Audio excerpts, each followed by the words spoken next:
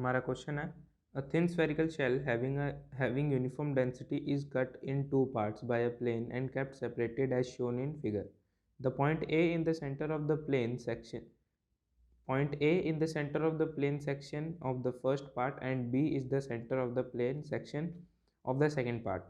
Show that the gravitational field at A due to the first part is equal in magnitude to the gravitational field at B due to the second part. ठीक है, तो हमें यहाँ पे बोला है कि एक स्फेरिकल शेल था जिसको कट कर दिया है ऐसे टू पार्ट्स में, और थिन स्फेरिकल शेल था जिसकी यूनिफॉर्म डेंसिटी थी. ठीक है, तो ये हमें पॉइंट ए और पॉइंट बी बोल रखा है. तो हमें ये प्रूव करना है कि पॉइंट ए और पॉइंट बी की जो मैग्नीट्यूड है वो दोनों सेम है, मतलब इन पे जो फील्ड है वो सेम है, उनका मैग्नीट्यूड सेम है.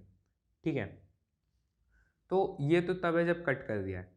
ठीक है, अगर हम पहले की कहानी देखें जब ये दोनों साथ में थे, यानी कि कट नहीं कर रखा था इन्हें, तो हमारा स्फेयर कुछ ऐसा दिखता था उस टाइम. ठीक है, और अगर काटने वाला वो बनाऊँ मैं आउटलाइन, तो ऐसे कुछ काटता है उसे. ठीक है, और यहाँ पे सेंटर्स है, ये सेंटर ओवरलैप ही करेंगे ना जब इन्हें रखेंगे ऊपर. तो यहाँ पे देखो जो फील्ड होगी इस पॉइंट पे, मतलब ये बी वाला पार्ट है नीचे और ये ए वाला पार्ट है.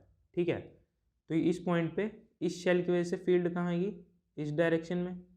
ठीक है, और इस पॉइंट पे इस शेल की वजह से फील्ड कहाँ आएगी, इस डायरेक्शन में. ठीक है, तो आपस में दोनों क्या कर दे रहे हैं, कट कर दे रहे हैं, एक दूसरे को कैंसिल कर देते हैं मैग्नेट, क्योंकि ये तो वैल्यू तो सेम होगी, है ना. यानी कि इस पॉइंट पे जो हमारा फील्ड है वो ज़ीरो है, उस पॉइंट पे यहाँ पे इस वक्त फील्ड हमारा ज़ीरो है. ठीक है, तो इसका मतलब मैं ये बोल सकता हूँ e at a plus e at b equals to zero. दोनों का मिला के भी ज़ीरो ही बन रहा है ना. तो इससे मैं क्या बोल सकता हूँ, ई ए इक्वल्स टू ई बी, है ना. यहाँ माइनस आएगा तो मैं सिर्फ मैग्नीट्यूड की बात कर रहा हूँ, तो मैग्नीट्यूड दोनों का इक्वल होगा. बस यही प्रूव करना था हमें कि मैग्नीट्यूड इक्वल है. ठीक है, इससे आसान सॉल्यूशन और कहीं नहीं.